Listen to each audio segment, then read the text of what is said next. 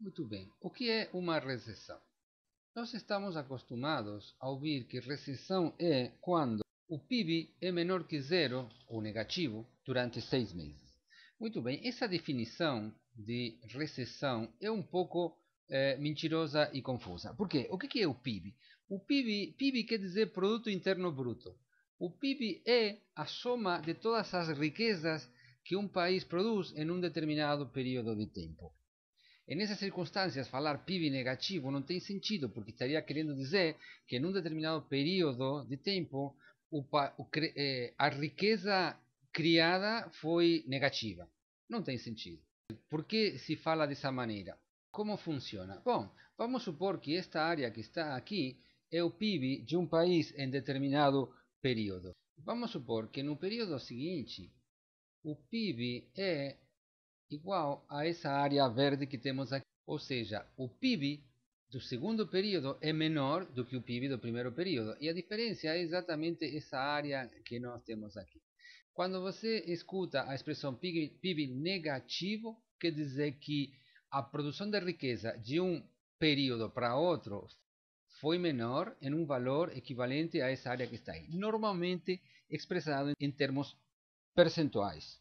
Que seria como se, por exemplo, aqui o PIB foi 1000, aqui o PIB foi 950, então dizemos que a economia encolheu 5% ou que o PIB foi de menos 5%.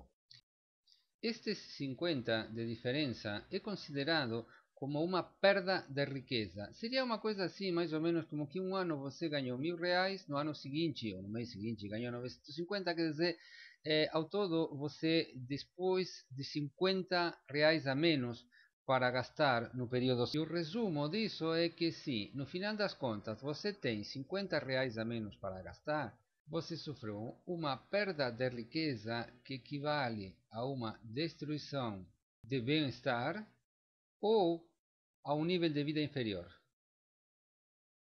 ou menor.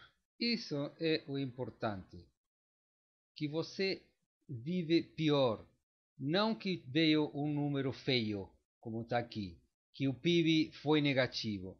Você tem um nível de vida inferior e isso é o que faz a diferença, o que é importante quando a gente fala de uma recessão.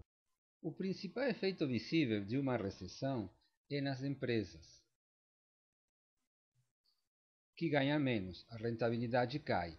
Quando as empresas ganham menos, elas trabalham menos, compram menos, pagam menos, empregam menos, geram desemprego, o que provoca um círculo vicioso, porque mais desemprego é menos lucro ainda para as empresas.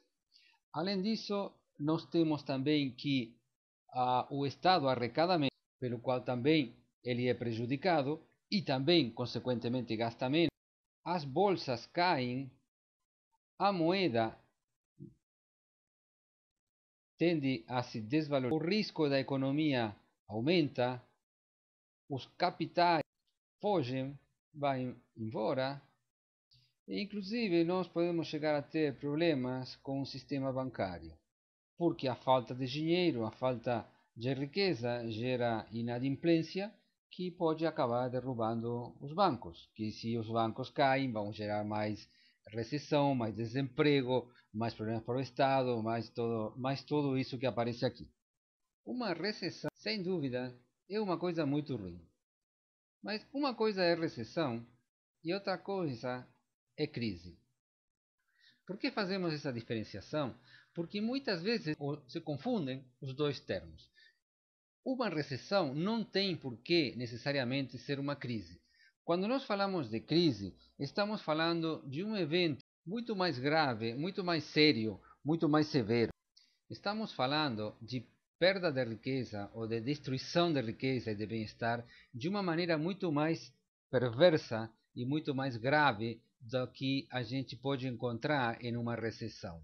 Para fazer uma comparação simples, vamos supor que em uma recessão, que uma empresa que normalmente produzia 1000, agora acaba produzindo 700. Em uma crise, a empresa fecha. Este assunto da diferenciação e da confusão entre recessão e crise tem um efeito prático muito importante, principalmente no que se refere às intervenções dos governos na economia. Existe um consenso generalizado de quando um país enfrenta uma crise, o governo tem que intervir na economia como forma de amenizar os efeitos da crise. Agora, quando falamos de uma recessão, esse consenso não existe. Nós não sabemos se realmente é bom que um governo faça intervenções na economia com o intuito de amenizar os efeitos da recessão. Mas isso é do ponto de vista, vamos dizer assim, técnico ou acadêmico. Porque na realidade nós vemos que sempre que tem uma recessão, os governos intervêm. Porque do ponto de vista político, uma recessão é uma situação crítica para os partidos de governo. Por quê? Porque o partido do governo corre um risco muito sério de perder o poder.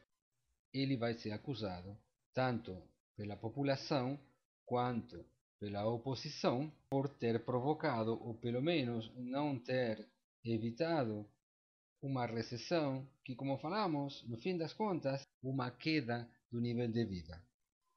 Por isso, os governos intervêm na economia quando tem uma recessão e justificam a intervenção dizendo que é uma crise, que para isso eles estão, para defender o bem-estar das populações.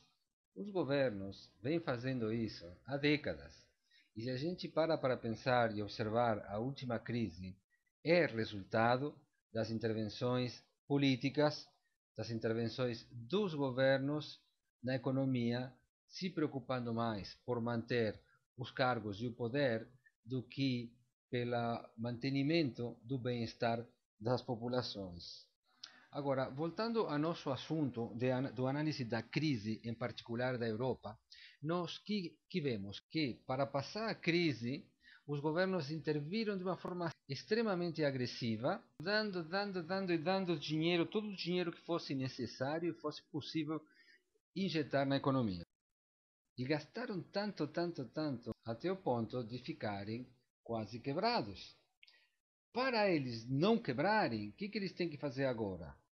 Economizar, quer dizer, cortar despesas.